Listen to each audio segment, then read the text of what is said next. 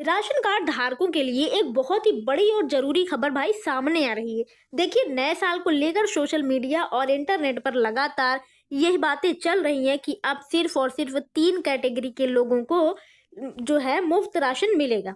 अगर आपके पास ration card है या आपके परिवार में किसी का भी राशन कार्ड है तो ये जानकारी आपके लिए बहुत ही जरूरी हो जाती है, क्योंकि देखिए 1 जनवरी 2026 से जुड़े नए नियमों को लेकर तरह तरह की खबरें फैलाई जा रही, जिनमें सच्चाई क्या है और अफवाह क्या है, ये समझना बेहद जरूरी है।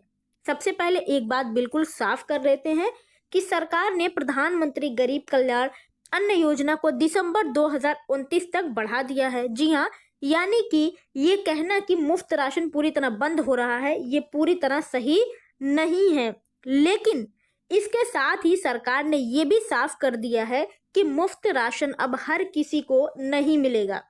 सरकार का साफ साफ मकसद है कि जो लोग वास्तव में जरूरतमंद हैं सिर्फ उन्हीं तक राशन पहुंचे और अपात्र लोगों को योजना से बाहर किया जाए।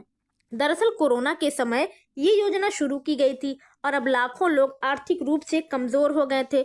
उस समय हर पात्र व्यक्ति को 5 किलो मुफ्त राशन दिया जा रहा था और करोड़ों लोगों का इसका लाभ भी मिला। लेकिन धीरे धीरे ये देखा गया कि बहुत से ऐसे भी लोग हैं जो राशन लेने लगे, जी हाँ, जो इसके हकदार ही नहीं थे। जी हाँ, जिनके पास पक्का मकान है, 4 पहिया वाहन है, अच्छी नौकरी है, फिर भी वे मुफ्त का राशन उठा रहे हैं। ऐसे में सरकार ने अब सख्ती दिखाने का भाई फैसला किया है। अब सरकार राशन कार्ड का जो है राशन कार्ड के डेटा की गहराई से जांच कर रही है। आयकर विभाग, सड़क परिवहन विभाग, कॉरपोरेट, जी हाँ, मंत्रालय जैसे कई सरकारी विभागों के डेटा को आपस में मिलाया जा रहा है। आधार कार्ड के जरिए ये पूरी जांच की जा रही है और अगर परिवार में कोई सदस्य आयकर देता है, जी हाँ, टैक्स पे करता है या किसी के नाम पर 4 पहिया वाहन है या बड़ी संपत्ति है तो पूरे परिवार की जानकारी जांच में आ जाएगी। इसी वजह से अब ई-केवाईसी को अनिवार्य कर दिया गया है। राशन कार्ड में दर्ज परिवार के हर सदस्य का ई-केवाईसी होना जरूरी है, चाहे वो बड़ा हो या फिर बच्चा ही क्यों ना हो।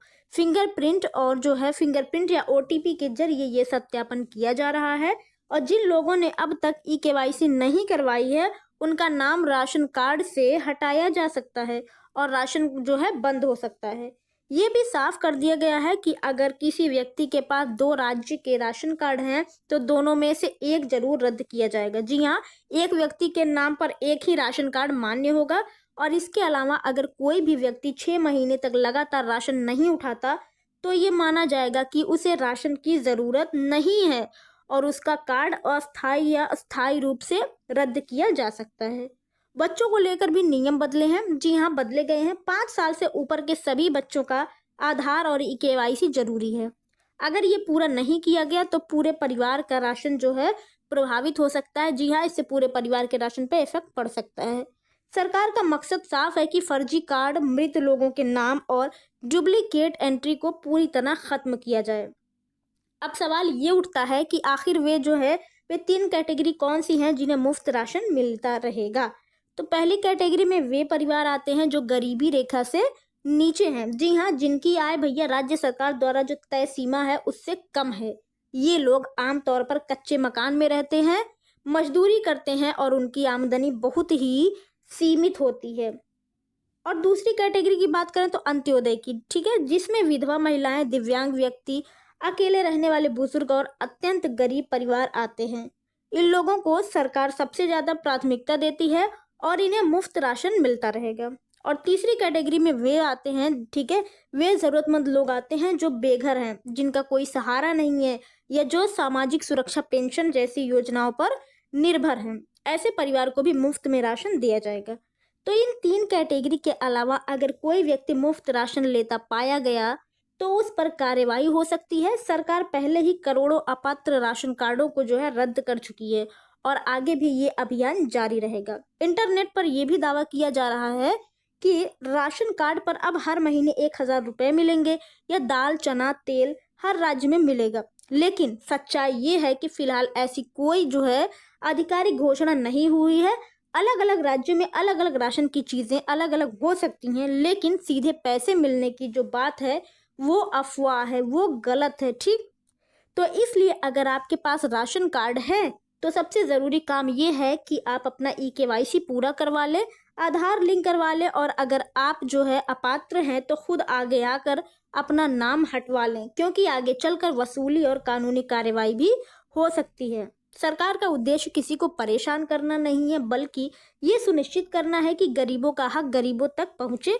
जी हाँ, अगर आप पात्र हैं तो डरने की ज़रूरत नहीं है, लेकिन अगर आपने गलत तरीके से राशन कार्ड बनवा रखा है तो अब सावधान हो जाइए, अभी भी समय है। आप किस राज्य से हैं और आपके यहाँ राशन में क्या क्या मिलता है, ये आप ज़रूर बताइएगा, और अगर आपको राशन कार्ड से जुड़ी कोई परेशानी है तो उसे भी साझा कीजिए। जानकारी सही होगी तो परेशानी से बचाव भी होगा। इसी के साथ ये जानकारी यहीं हम समाप्त करते हैं। साथियों, अंत तक बने रहने के लिए आपका बहुत बहुत धन्यवाद। आई होप वीडियो आपको ज़रूर पसंद आए। वीडियो अगर पसंद आए तो प्लीज़ वीडियो को एक लाइक किए बिना मत जाइएगा। हाँ, मिलेंगे आपसे अगली वीडियो में एक नई जानकारी के साथ। तब तक के लिए बहुत बहुत धन्यवाद आपका। जय हिंद, जय भारत, वंदे मातरम।